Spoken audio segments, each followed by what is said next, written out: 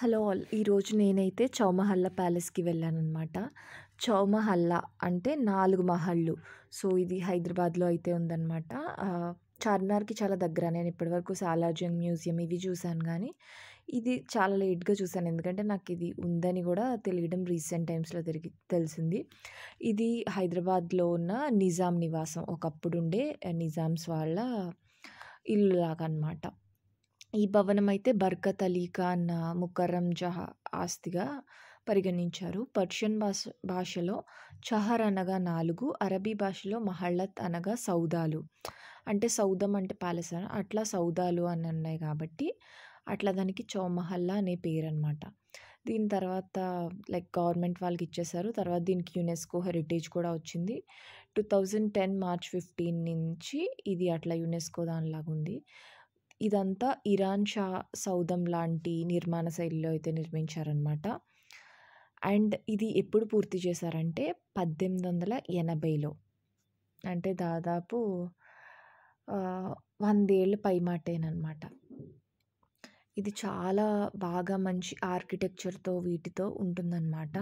ఈ చాండిలియర్స్ కానీ, లోపల కొన్నైతే వీడియోస్ కూడా నాట్ అలౌవ్డ్. ఇంకా అంటే ఖురాన్ లాంటి అరబీ దాంట్లో ఉన్న వాటికి వీడియోగ్రఫీ ఆ ఒక్కదానికి నాట్ అలౌవ్డ్. అక్కడైతే మనం చెప్పులు విప్పైతే వెళ్ళాలి. మిగిలిన అన్ని చోట్లకి కూడా ఫోటోగ్రఫీ అనేది మొబైల్ ఫోటోగ్రఫీ అనేది అలౌడ్. ఆ మొబైల్స్ కోసం మీకు ఒక్క మొబైల్ ఉన్నా, 2 మొబైల్స్ ఉన్నా ఒక ₹50 టికెట్ అయితే మీరు తీసుకోవాలనమాట.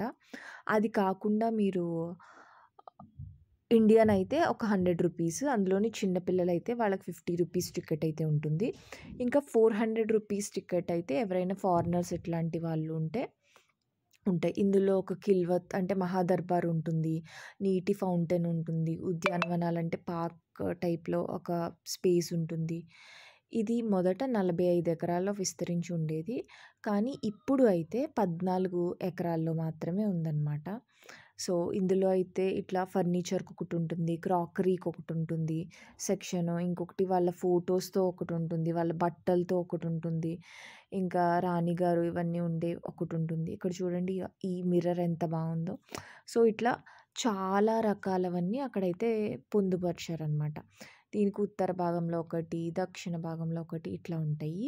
సో, 4 చిన్న చిన్న సౌదాల్లాగా దక్షిణ భాగంలో ఉండేవైతే అఫ్జల్ మహల్, మహతాబ్ మహల్, తన్ తహ్నియత్ మహల్, ఆఫ్తాబ్ మహల్ ఇవుంటాయి.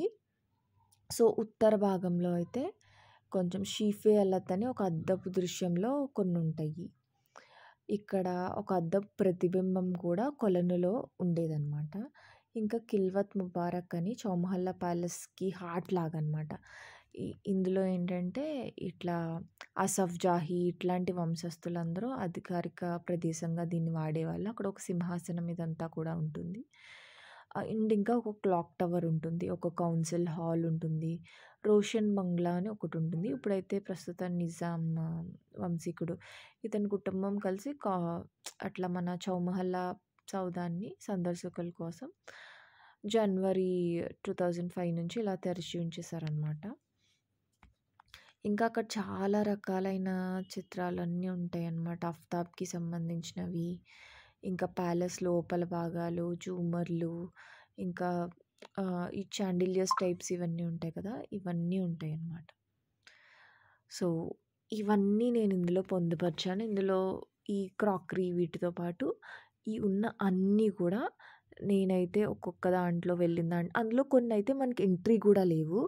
ఆ ఎంట్రీ కొన్నైతే ఇంకా రినోవేషన్ చేస్తున్నారు. అట్లా కొన్ని వాటికే మనకి ఎంట్రీ ఫుల్ ఉంది.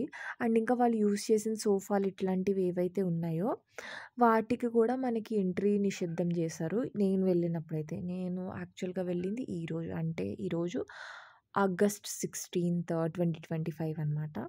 సో, ఎవరైనా అలా వెళ్ళే వాళ్ళమైతే ఒకసారి చూసుకొని వెళ్ళండి. అండ్ ఇక్కడ ఎవరైనా బైక్స్ ఆర్ కార్స్‌తో కూడా వెళ్తే పార్కింగ్ స్పేస్ కూడా ఉంటుంది. ఆ పక్కనే టికెట్ కౌంటర్ కూడా ఉంటుంది. అండ్ బైక్ పార్కింగ్ అయితే మాత్రం ₹10 అయితే టికెట్ తీసుకుంటున్నారు.